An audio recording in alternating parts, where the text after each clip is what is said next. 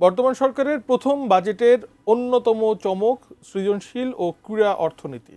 দেশের প্রতিটি গ্রামের একটি করে ক্রিয়েটিভ পণ্যকে পৃষ্ঠপোষকতা করতে এই খাতে অর্থমন্ত্রী বরাদ্দ রেখেছেন ৩০০ কোটি টাকা।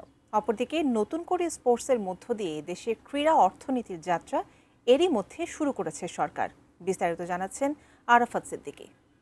ক্রিয়েটিভ ইকোনমি, ক্রীড়া অর্থনীতি, স্পোর্টস ইকোনমি, সবুজ অর্থনীতি, গ্রিন ইকোনমি, সুনীল অর্থনীতি, ব্লু ইকোনমি, এর মতো খাতগুলোকে আমরা জাতীয় অর্থনীতির একেবারে কেন্দ্রে নিয়ে আসতে চাই।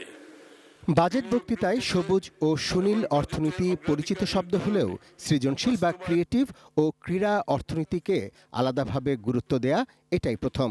৬৪,০০০ গ্রামের অন্তত একটি করে পণ্যকে পৃষ্ঠপোষকতা দিতে শুধু সৃজনশীল খাতেই মোট ৮০০ কোটি টাকা রাখার প্রস্তাব করেছেন অর্থমন্ত্রী। ওয়ান ভিলেজ ওয়ান প্রোডাক্ট বাস্তবায়নের অংশ হিসাবে ক্রিয়েটিভ অর্থনীতি ভিত্তিক পণ্য যেমন তাঁত শিল্প, মৃৎশিল্প, বুনন শিল্প ইত্যাদি সহ আরো অনেক পণ্য চিহ্নিত করা হচ্ছে। ক্রিয়েটিভ অর্থনীতি খাতের উন্নয়নে প্রাথমিকভাবে ৩০০ কোটি টাকা বরাদ্দের প্রস্তাব করছি। এছাড়া বাংলাদেশ ব্যাংকের সিএসআর খাত থেকে আরও ৫০০ কোটি টাকার তহবিল সংগ্রহ করা হবে।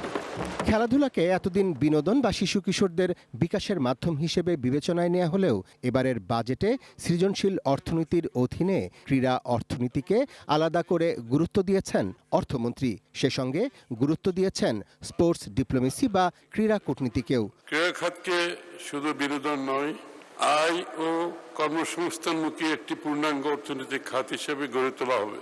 এই লক্ষ্যে আগামী অর্থবছরে আমি ২০০ কোটি টাকা বরাদ্দের প্রস্তাব করছি।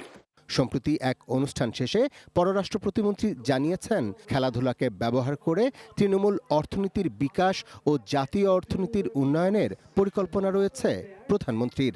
স্পোর্টসও যে একটা ইকোনমির একটা মাধ্যম হতে পারে, অর্থনীতির একটা মাধ্যম হতে পারে এবং স্পোর্টস এই ক্ষেত্রে কাজ খেলে এবং কাজ করে যে তারাও একটি জীবিকা নির্বাহ করতে পারে, সেটাই কিন্তু এই স্পোর্টস নতুন কুড়ির একটা প্রয়াস। তো সেই জায়গাটা থেকে স্পোর্টস ডিপ্লোমেসি অত্যন্ত গুরুত্বপূর্ণ। আমরা বিভিন্ন দেশের সাথে কথা বলছি। Arafat Siddiqui, ATN news, Dhaka.